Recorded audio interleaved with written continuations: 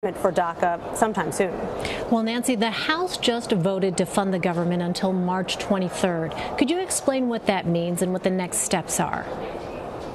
Yes. So this is now the fifth or sixth time that Congress has voted to extend government funding for just a few weeks at a time, in this case about a month and a half. But the bill that has just passed on basically along a party line vote in the House would extend funding for the military for the rest of the fiscal year at higher levels and keep most of domestic spending where it is and fund it for a shorter period of time.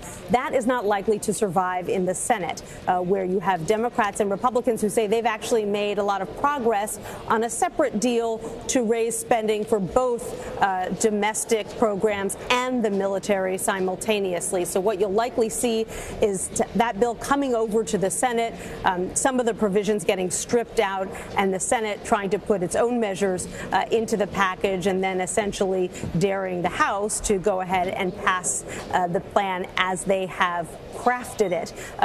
Either way, you have leaders from both the House and the Senate saying they're not interested in another shutdown, that nobody came out of the last shutdown looking good, and they are in strong disagreement with the president that what the country might need right now is another one. Well, based on what you just spelled out then, Nancy, what are the chances realistically of reaching a funding deal by the Thursday deadline?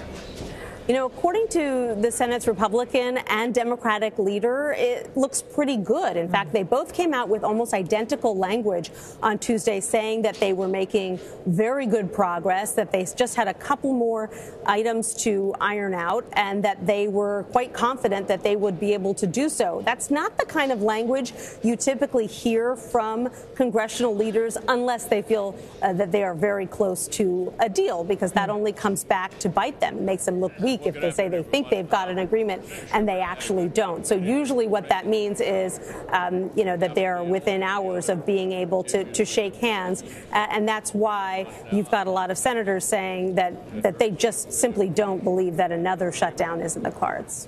Well, as we saw in your piece, the president seems to be out of sync with congressional leadership. What is the practical effect of that?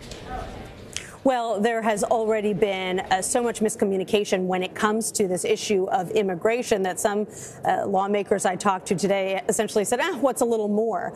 Because there have been so many times when the president has appeared to be at odds with his own party's leadership.